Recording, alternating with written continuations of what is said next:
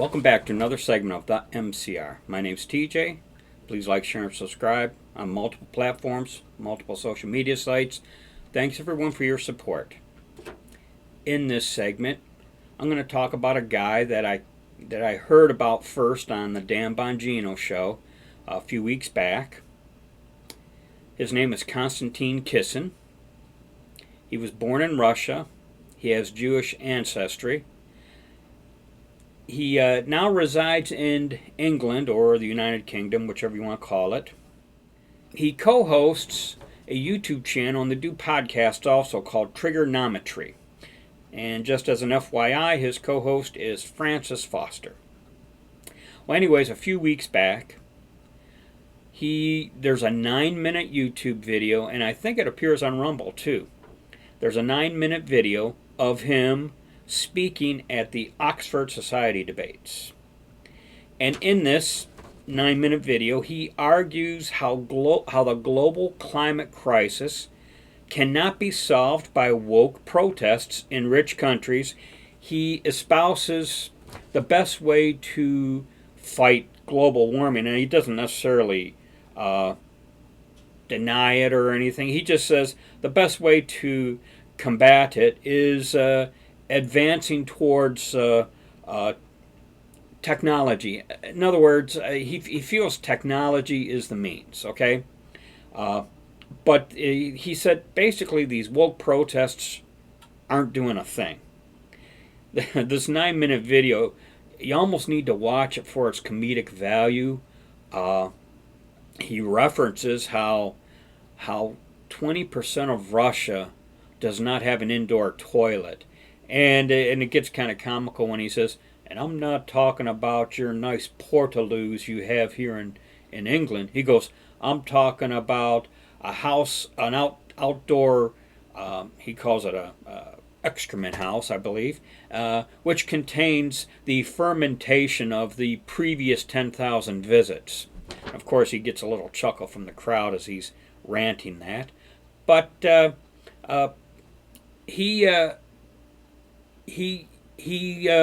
speaks against the woke culture, and I noticed I started watching videos of this guy, and in an interview they asked him if he was a conservative, and he said he's not a conservative.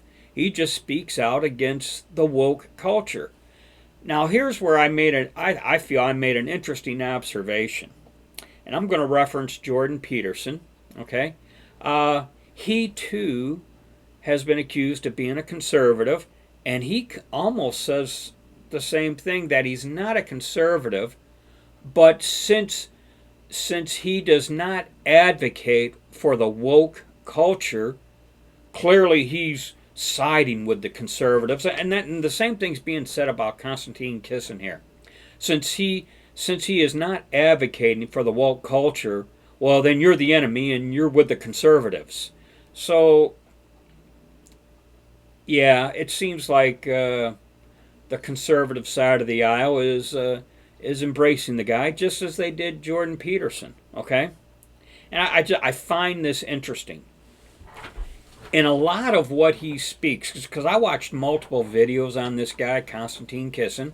I watched multiple videos where he, multiple interviews, and he talks about how Western societies have made democracy a foundation of their beliefs, their country, their governments. And I remember one person interviewing him wanted to take him to task because they were probably liberal.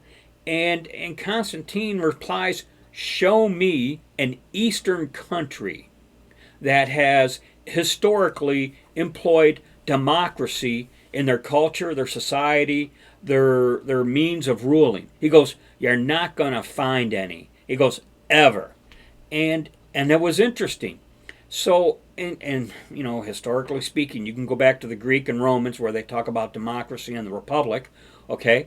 And basically, Constantine says, historically speaking, it's the Western cultures where the where the belief and philosophies of democracy and republic exist, not in Eastern cultures. And he applies this to his former country of Russia and how Russia is so anti-Western. And he goes, and in talking about this, he mentions how Russia, he goes, historically, the first mention of Russia in history goes back to the mid to late 800 A.D., mid to 800s A.D., and he goes, and it wasn't until 1991 that they made an effort at democracy. So basically, you had feudalism, and then you had communism, okay? And in 1991, the USSR, Soviet Union, fell, and in 1991, I'll say Russia dabbled in democracy from 1991 to 1999, and it is Konstantin's belief that Russia's economy and country was in complete chaos, collapse. He goes, overnight, people became poor, and he goes, and I literally mean overnight.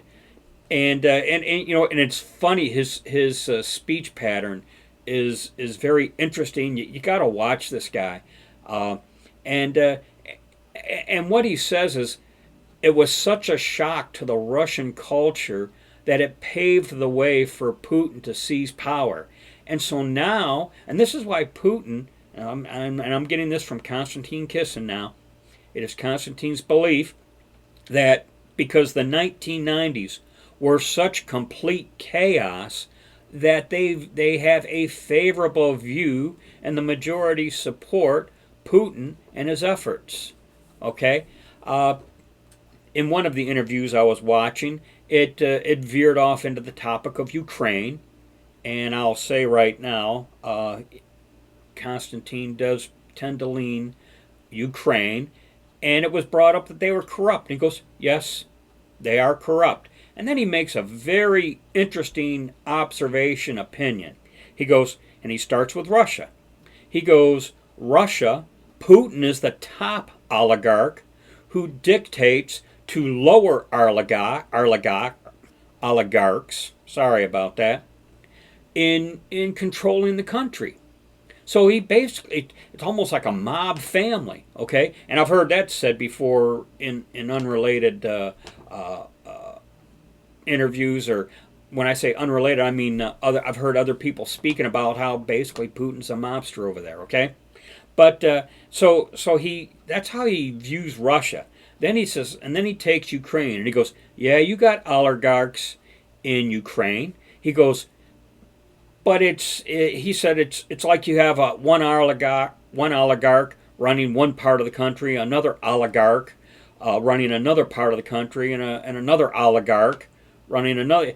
And I'll tell you what, it just, yeah, you got corruption in Ukraine. You just don't have a top mobster controlling all the oligarchs like as in Russia. And I found his comparison interesting. You can dismiss it, you can attack me. I found it interesting in his comparison between the corruption in Russia and the corruption in Ukraine. Okay, this guy's worth checking out. Boy, oh boy, you know what? I've started watching some of their videos, and I say there because remember he co-hosts with Francis Foster, and it's interesting. And yeah, from what I can see in some of what they've said, they are not true conservatives, but they are very anti-woke. So they're on our side if you look at it that way. And just one final FYI thought, okay? I did watch a video, and a video of Triggernometry, the YouTube channel, and they had a psychologist, a doctor. They called him Dr. Kevin, and the title of the video is "Psychopath Expert Explains How to Spot a Psychopath." And almost halfway through the video, he gives a little test, and he gives it to Francis Foster and Konstantin Kisin, and and it involves a series of 11 questions and a rating scale of 0 to 4. And so you answer these 11 questions and rate yourself, hopefully honestly, 0 to 4. And the number that you end up with, and it's this doctor's opinion now, is an indicator as to where you're at on the psychopath scale. Obviously, the lower the number, the less you are, and the higher the number, the more you are. Okay, and it was interesting. It was an interesting little self-evaluation, we'll say, and I won't tell you what I scored, but I did score the identical number as one of the hosts of Triggernometry. I chuckled at that. Okay, but this Konstantin Kisin, and you may have heard of him by now, and you may have seen his videos, but if you haven't, you got to check this guy out. I